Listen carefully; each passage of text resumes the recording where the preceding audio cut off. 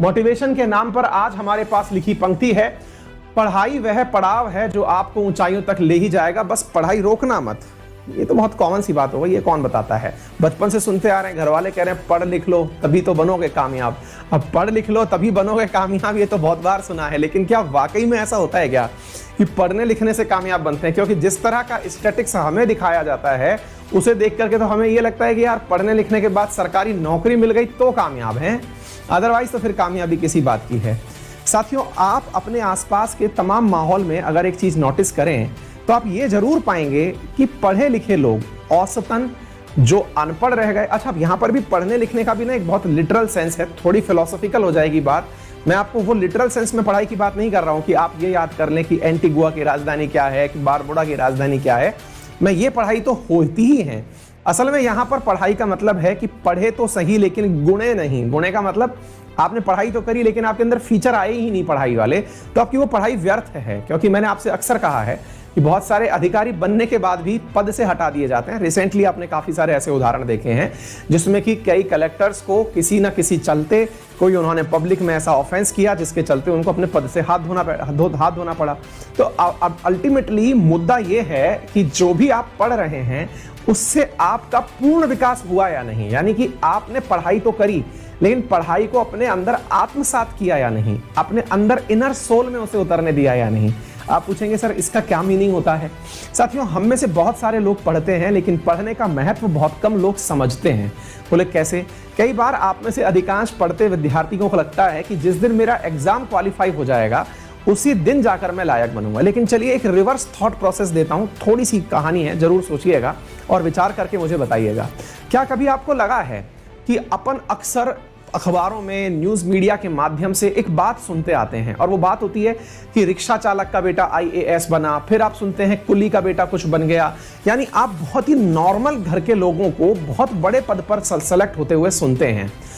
फिर आपके दिमाग में एक बहुत बेसिक सा सवाल आना चाहिए जो मेरे भी आता है और आपके भी आना चाहिए कि यार जब कलेक्टर कोई मतलब शहर का बनेगा, कोई बच्चा आईएएस बनेगा और जब ये कलेक्टर के पद तक पहुंचेगा तब इसे एक बहुत बड़े शहर के ऊपर शासन करना होगा, क्योंकि इसको उस शहर की सारी सुविधाओं का, सारे के सारे विभागों का ख्याल रखना पड़ेगा।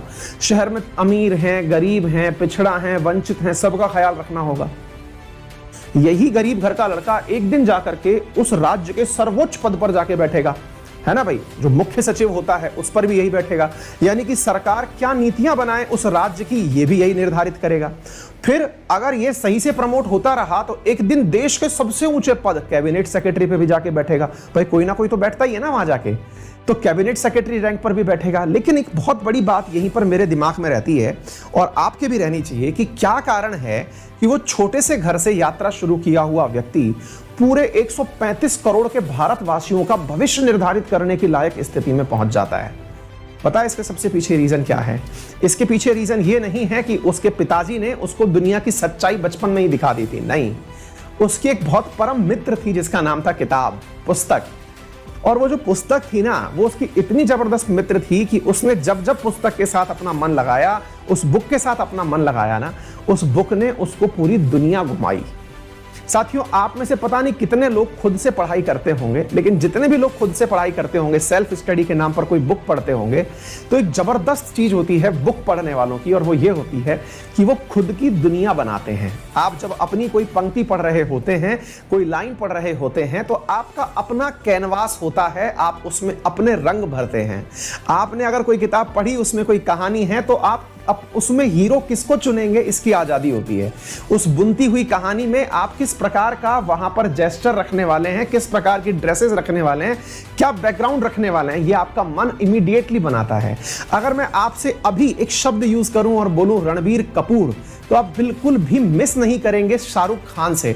मैंने जब रणबीर कपूर बोला, आपके दिमाग में रणबीर कपूर ही आया, शाहरुख खान नहीं आया। हमारा दिमाग है ना, इमेजिनेशन करता है। हमारा दिमाग कभी भी ऐसे नहीं चलता कि वो ब्लैंक चल रहा हो। और साथियों, जब आप किताब पढ़ते हैं और वो जो इमेजिनेशन खुद से बुनते हैं, आप उसमें एक ऐसे राज्य का निर्माण भी कर चुके होते हैं जिसके राजा आप खुद होते हैं। और वही राजा जब राज करने निकलता है तो क्या कैबिनेट सेक्रेटरी, भैया वो डोनाल्ड ट्रंप छोड़िए, बाइडेन का पद भी लेकर के बैठ जाए ना तो भी दुनिया पर राज कर सकता है। तो पुस्तकें मजाक नहीं है, पुस्तकें आपकी वो दोस्त हैं जिन्होंने आपको इतनी फ्रीडम दी है कि आप मन के राजा हैं और अपनी चीजों को बिल्कुल धरती पर उतारने के लिए तैयार हैं। इसलिए दुनिया के जितने भी सफलतम व्यक्ति हुए हों, उन्होंने पुस्तकों को अपना सबसे प्रिय मित्र बनाया। अगर समय दिया तो किताबों को दिया, इंसानों को नहीं।